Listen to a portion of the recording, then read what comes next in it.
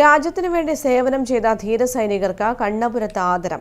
CPM ജില്ലാ സമ്മേളനത്തിന്റെ ഭാഗമായി പാപ്പിനിശ്ശേരി ഏരിയ കമ്മിറ്റിയുടെ നേതൃത്വത്തിലാണ് ആദരവൊരുക്കിയത്. കണ്ണപുരം ബാങ്ക് മിനി ഹാളിൽ KV സുമേഷ് MLA ഉദ്ഘാടനം ചെയ്തു. ജീവിതത്തിന്റെ പകുതിയും രാജ്യസേവനത്തിനായി മാറ്റിവെച്ച ഒരു പറ്റം ആളുകൾ. വർഷങ്ങളോളം രാജ്യസേവനം ചെയ്ത് സൈന്യത്തിൽ നിന്നും വിരമിച്ച വിമുക്ത ഭടന്മാരെയാണ് പാപ്പിനിശ്ശേരി ഏരിയ കമ്മിറ്റിയുടെ നേതൃത്വത്തിൽ ആദരിച്ചത്.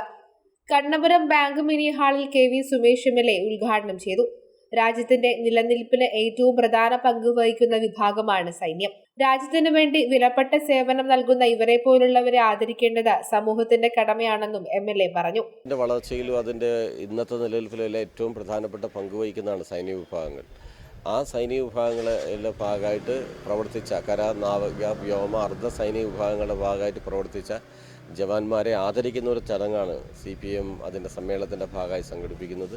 രാജ്യത്തിന് വേണ്ടി വിലപ്പെട്ട സേവനം നൽകിയ ഈ സൈനികന്മാരുടെ പ്രവർത്തനങ്ങൾ അവരുടെ ജീവിതത്തിൻ്റെ പ്രധാനപ്പെട്ട കാലയളവ് മുഴുവൻ രാജ്യത്തിന് വേണ്ടി സമർപ്പിച്ചവരാണ്.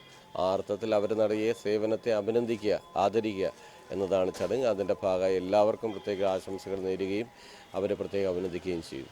200ഓളം പേരെയാണ് ചടങ്ങിൽ വെച്ച് ആദരിച്ചത്.